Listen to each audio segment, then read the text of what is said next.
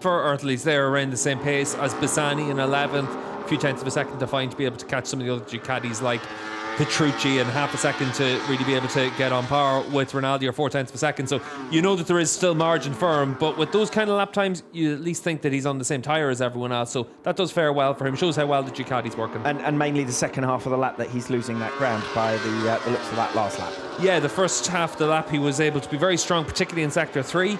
But sector 2, which is actually quite a long sector as well. You go from turn 5 all the way to turn 10.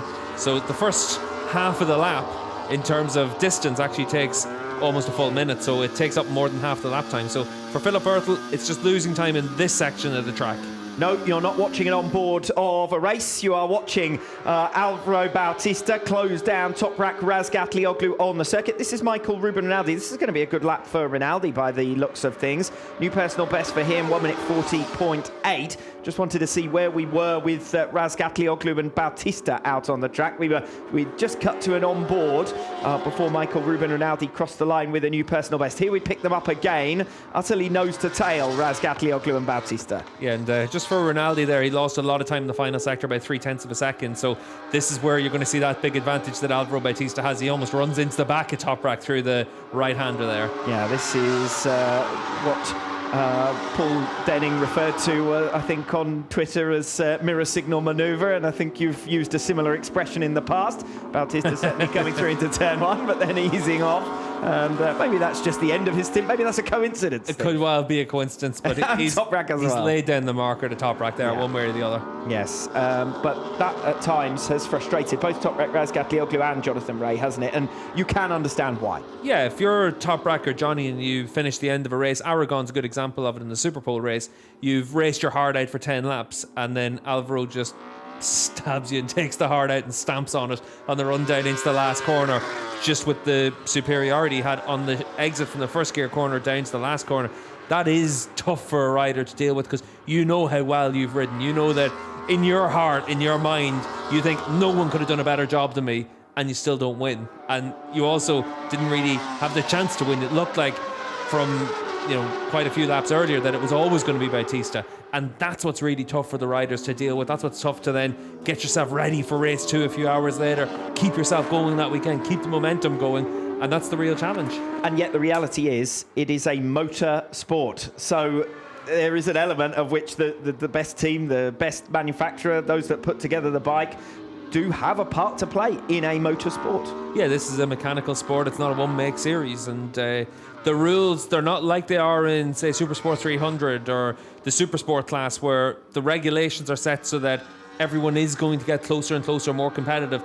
In the Superbike class, you are limited by the bike you have as your base package. There will be changes through the season to try and balance things up and make it where everyone's able to be a little bit more equal. But if you've got an inherent advantage in your bike, that is going to carry forward, and that's what we've seen with the Ducati. Andrea Locatelli there just crossing the line, his fastest time of the day. He's all the way down in 14th position. That perhaps a bit of a surprise, but the top Yamaha rider at the moment is Remy Gardner up in P4.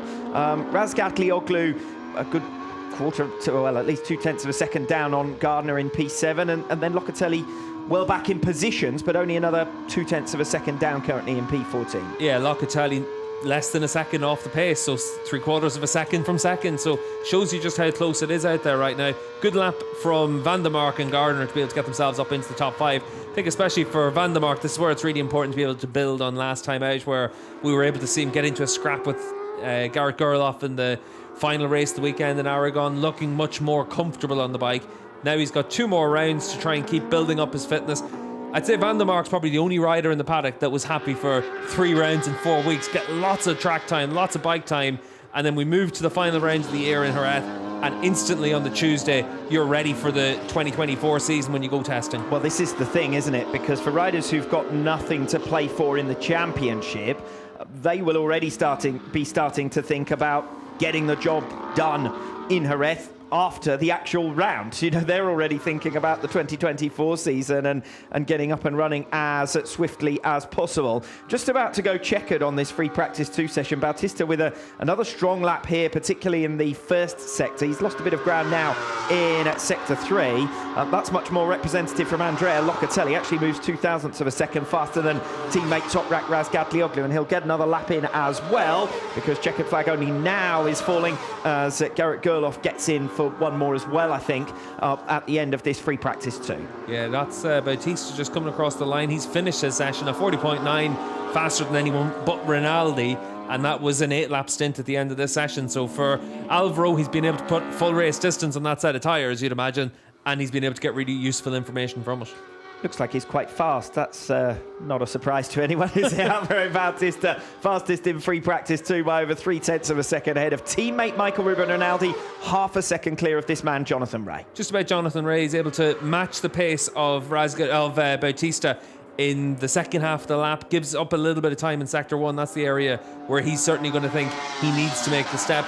Overall, though, the race pace from Bautista in that stint was really impressive, especially the start of the session whenever he did 12 laps. So many of them in the 1 minute 40s. And if you're doing that, you're going to take some beating. What's probably a little bit interesting is for Toprak, I think he would have expected to be a bit faster than he is. A 41.2 basically from Toprak means that he's a little bit off the pace compared to what you would imagine that Yamaha would have expected from him. So we'll see what Toprak has to say at the end of the day, but down in 8th position, looking up at Locatelli and Remy Gardner, that's certainly not where we're used to seeing Toprak. But it is where we saw him really in Aragon last time out. Maybe a little bit more on the back foot at the start of that weekend, as Dave touched on with Paul Denning earlier on. Yeah, it all just depends on what they've been doing for their tyre allocations, what they've been trying to make it work.